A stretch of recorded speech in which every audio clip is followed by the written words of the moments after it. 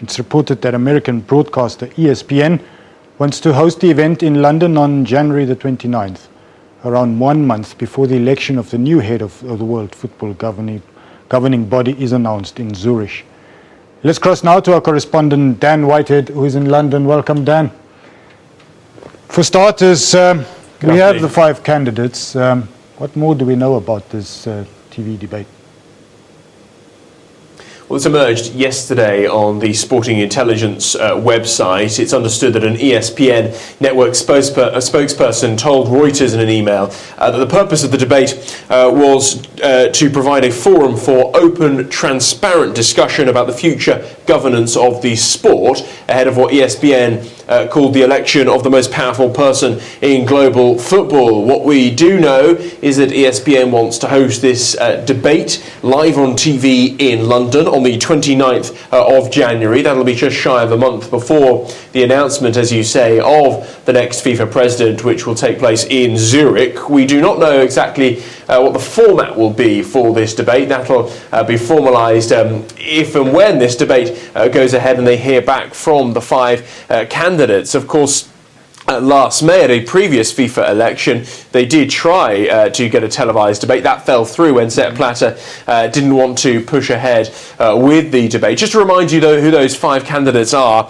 Tokyo Sexwale, who you mentioned there in your introduction, the 62-year-old former South African minister and anti-apartheid campaigner. He is in the running for the presidency, as is Gianni Infantino, the 45-year-old UEFA General Secretary.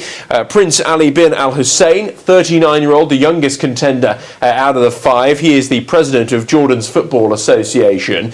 Sheikh Salman, 50-year-old, the Asian Football Confederation president. And finally, Jerome Champagne, 57-year-old, who is a former FIFA executive. Those are the 5 candidates in the running, and if the debate goes ahead, they may well be going head-to-head with each other live on TV.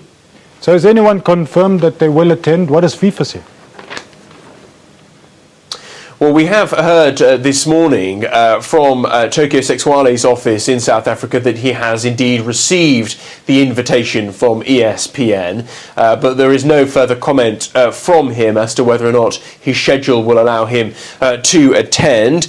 Jerome Champagne, who is quoted in this original sportingintelligence.com article, saying that he has expressed his agreement to taking part. So that is one of the 5 candidates confirmed that he will take part in this. He did also add in this article that he feels the election of the FIFA president will be a succession of deals done behind closed doors of 5-star hotels. That does not bode well for the cloud of corruption which hangs over the World Football governing body, and that, of course, is something that they want to remove with this next FIFA president. Prince Ali bin Hussein's office has also confirmed that the invitation has been received. So we've heard back from 3 of the 5 candidates who are taking part.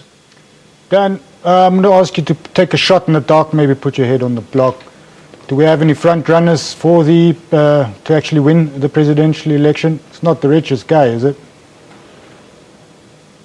We won't give you my views, but I will give you the overall bookies' views, and that does put Prince Ali bin Al Hussein, that's the president of Jordan's Football Association, and Sheikh Salman, the 50-year-old Asian Football Confederation president. Those 2 as the front runners at the moment.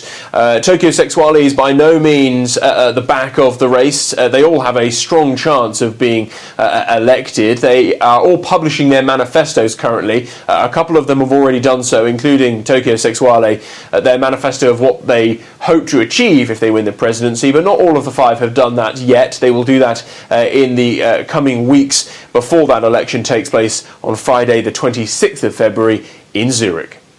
Dan Whitehead, thank you for your time.